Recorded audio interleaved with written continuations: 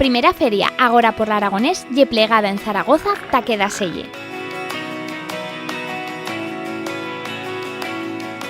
Más de 60 participants procedents de todos os rincóns d'Aragón se troboron en o Centro de Convivencia Tamayós Pedro Laín en Tralgo, que deixoron claro que sienten y aman a luenga aragonesa.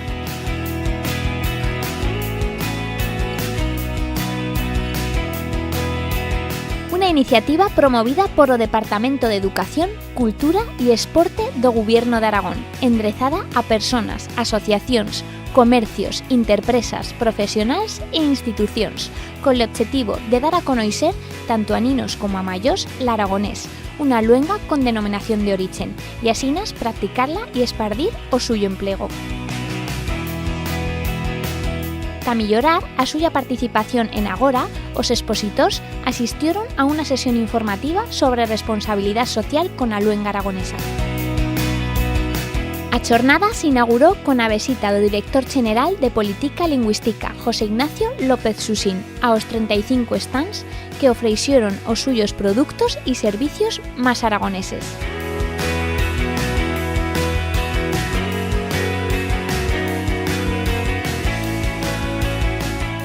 Además, contó con la presencia dos bombés de Zaragoza que amostraron a suya profesión a os más chicos e interpretaron cualques melodías con a colla de gaitas.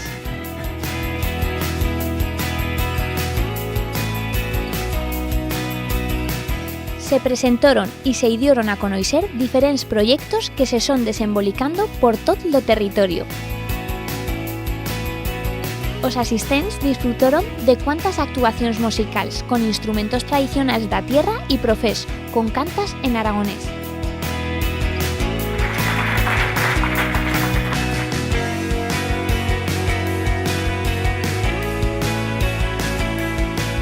Igualmente, se pudieron ver xuegos tradicionales y recreaciones históricas.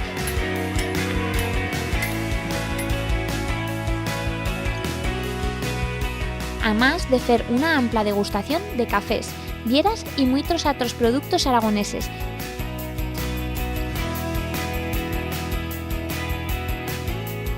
Mientras os más chicos aprendeban da cultura aragonesa con cuentacuentos, machia, proyecciones y más que divertidos talles.